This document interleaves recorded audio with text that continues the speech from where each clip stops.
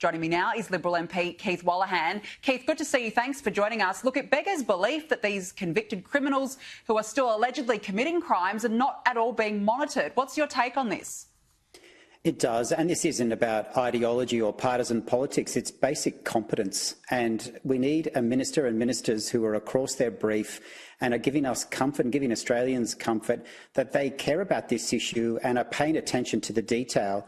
And for anyone who works in any environment, you know if you pay attention to the detail, you'll get better results.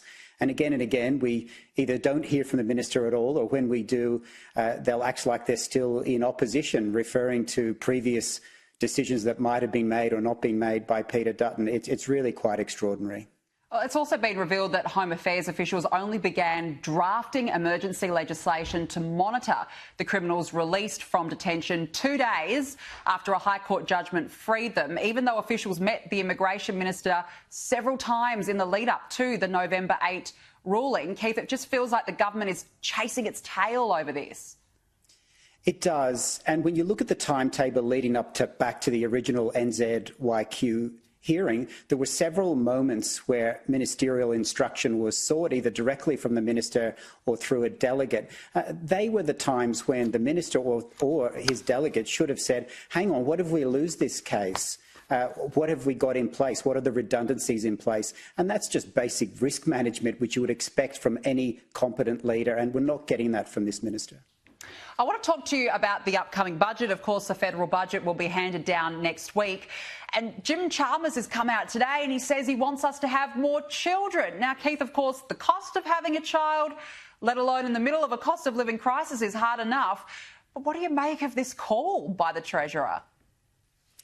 Look, I remember when Peter Costello said that we should have one for mum, one for dad and one for the nation. I get that, and we do want to have more population growth and more families. I've got children myself, but I think it is said not really considering how hard it is at the moment. And the best thing that the Treasurer can do for families who are struggling is to bring inflation down, which will then give the Reserve Bank room to bring interest rates down, which will give families breathing space to have that second, third or more child. It's very hard for them to do that when they're watching every item in the grocery store thinking, I don't know if I can have the sort of fresh food that we used to have. I don't know if we can turn the heating or the cooling on like we used to. These are the sort of practical questions that families are asking, not whether they're going to have many more children, which we hope they do.